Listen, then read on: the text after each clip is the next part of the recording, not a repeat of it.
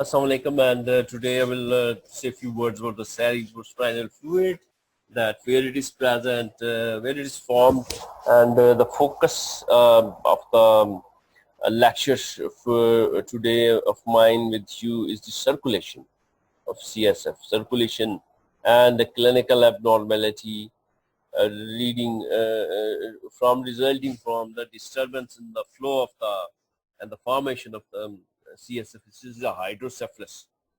So this is a quotation for you. Your best course that reflects your approach. It is one small step for man and one giant leap for mankind by Neil Armstrong. So CSF, the cerebrospinal fluid. So where it is found, you know that it's found in the ventricles of the brain and in the subarachnoid space around the brain and the spinal cord. So volume of the cerebrospinal fluid in the body is about 150 ml, clear, colorless fluid, and possesses in solution inorganic salts similar to those in blood plasma. The glucose content is about half of the blood with only a trace of protein. So only a few cells are present, and these are lymphocytes. This is few words about composition just for better knowledge of the CSF, because in various diseases this constitution and this composition is changed, like in meningitis or tuberculosis, where the spinal tap is done to get the CSF and to analyze for which disease is that.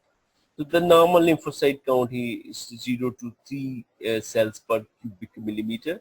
CSF pressure is kept remarkably constant. It's like blood pressure in the body, part of the body homeostasis has to be normal, and the normal pressure is not measured in the millimeter of mercury like blood pressure. It is measured in the millimeter of water. It is 60 to 150. This is the normal CSF pressure in the body, and when the body is in the lateral recumbent position. This is 60 to 150. It's a wide range still, but it is normal. 60 to 100 and 90 is all normal. 60 is normal and 140 is normal. 60 to 150 millimeters of water. This pressure may be raised. How can it be raised physiologically? Straining, coughing, or compressing the internal jugular veins in the neck. So this is the thing. So what is the circulation? The circulation begins with excretion from the choroid plexus in the ventricles, right? Like in the lateral ventricle, the third ventricle, and this is the fourth ventricle. Small amount from the brain surface. The fluid passes from the lateral ventricles into the third ventricle through the interventricular foramen. Right, so this is the point. So if you see, focus on this picture, very simple. And first of all, you know, we have above all the biggest ventricles are the lateral ventricles. So here they are the lateral ventricles, and they have a communication with third ventricle below. This is the lateral, this is the third, through the interventricular foramen, which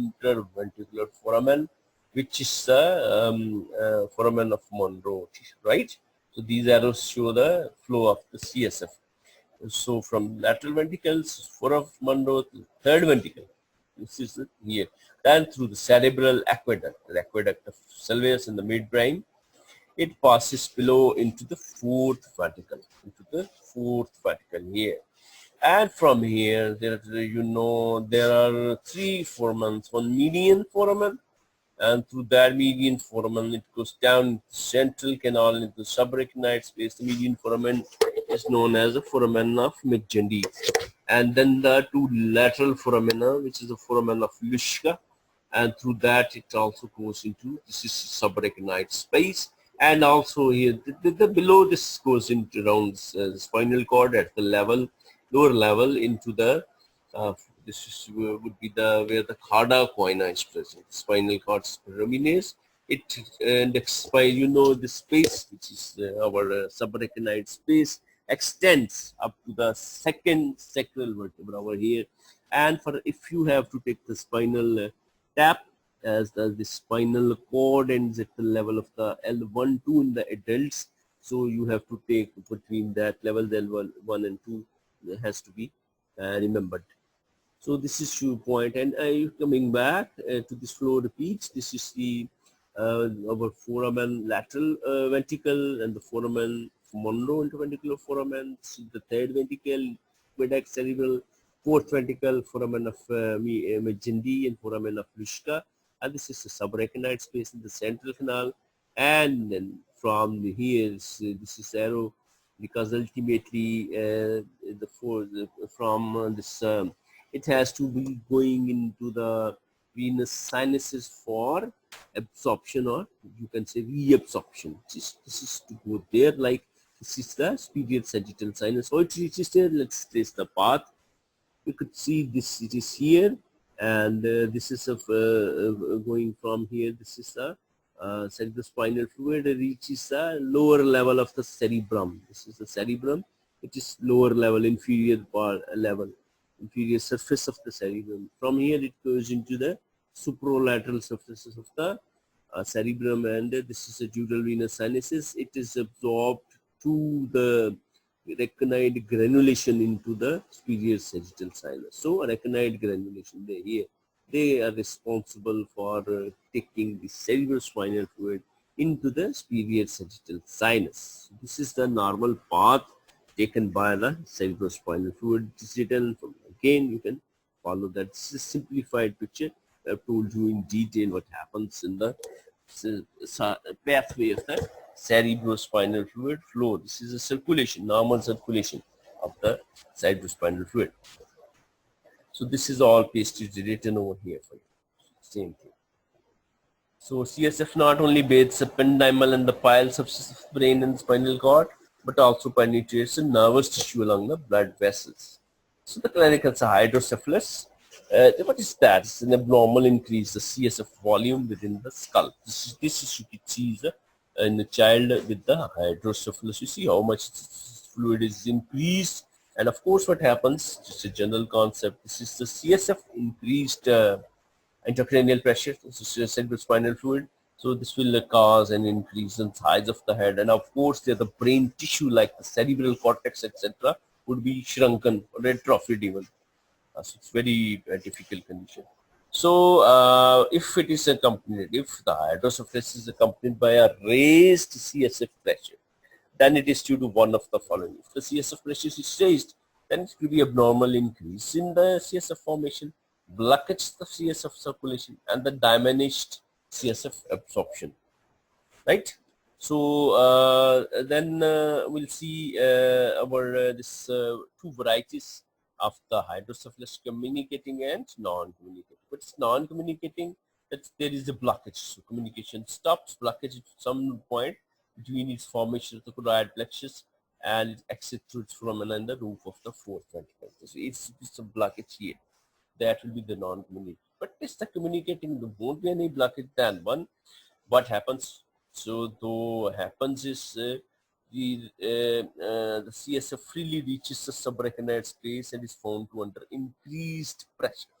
Pressure gets increased, so its communication does not stop. So what is due to the factors of that?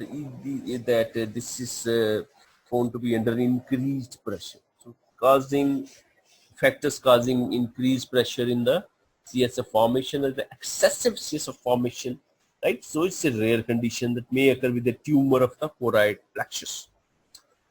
Then the another factor, blockage of the CSF circulation will lead to the increased pressure. Blockage of the CSF circulation and obstruction of the interventricular foramen by a tumor will block the drainage of the lateral ventricle on that side. Continued CSF production by the choroid plexus of that ventricle will cause distension of that ventricle and atrophy of the surrounding neural tissue. I already told you. So blockage of the CSF circulation continues and obstruction in the cerebral aqueduct. So I told you already in my lecture with you on midbrain anatomy. May be congenital or may result from inflammation or pressure from a tumor. This causes a symmetrical distension of both lateral ventricles and distension of the third ventricle. Obstruction of the median aperture, foramen of Magendie is the roof of the fourth ventricle and the foramen of Luschka laterally. The lateral successes the fourth ventricle by inflammatory exudate or by tumor growth will produce symmetrical dilatation of both the lateral ventricle and the third and the fourth ventricle, already shown in the picture. Sometimes inflammatory exudate secondary to meningitis will block the subarachnoid space and restrict CSF flow over the outer surface of the cerebral hemisphere. Here again, the entire ventricular system will become distended. So this is blockage of the CSF circulation by inflammatory exudate secondary to meningitis. Then another cause, diminished CSF absorption. Absorption can be less. Interference with that CSF at the arachnoid granulation may be caused by the inflammatory exudate, venous thrombosis or pressure on the venous sinuses, or obstruction of the internal urinary vein. To focus venous sinuses, go back to the lecture when you studied head and neck, whatever it is. So with this I stop, and this is just a brief discussion. Slightly we can review that and revise that in a while. This is CSF. It's what is the fluid found in the ventricle of the brain and the subarachnoid space, right? And volume is this 150 ml, colorless fluid. These are some composition points I told you already. Normal CSF pressure measured in the lateral recumbent position, 60 to 150 mm of water. Spinal tap not included in my today's discussion. So it wasn't it was just a circulation, the hydrocephalus. And the circulation, right? This is, I told you already, this is the circulation path, fourth ventricle, and to the interventricular foramen of Monro to the from the lateral ventricle, above the lateral ventricle to the foramen of Monro to the third ventricle, and the aqueduct of Sylvius in the midbrain. This is the fourth ventricle, and then the foramen of Mid-Gendi and Nushka medially into the subarachnoid space of the brain and the spinal cord. And this is the resorption goes back with the cerebrum. That is inferiorly and then supralaterally, and then it's via the arachnoid granulation into the superior sextal sinus mostly. So this is the circulation going on, and the clinical, of course, is the hydrocephalus, abnormal increase in the CSF volume within the skull. This is a picture, classic picture. CSF distended head due to the increased CSF pressure, and which could be accompanied by the raised CSF pressure if it is there in the hydrocephalus. The factors are abnormal increase in CSF formation. CSF form more, blockage of the CSF circulation, diminished CSF absorption. These three factors are elaborated in the next pages, and the two varieties in the last focus, non-communicating and communicating. In communicating, the communication does not stop, no blockage in the pathway, and in the non-communicating, there is a blockage between its formation of the choroid plexus and its exit to the foramen of the group of the fourth ventricle. So these are the factors, various, and this is mentioned over here. With this, I stop my today's topic. So with rather brief one for you, and I wish you so good luck, and Allah Hafiz.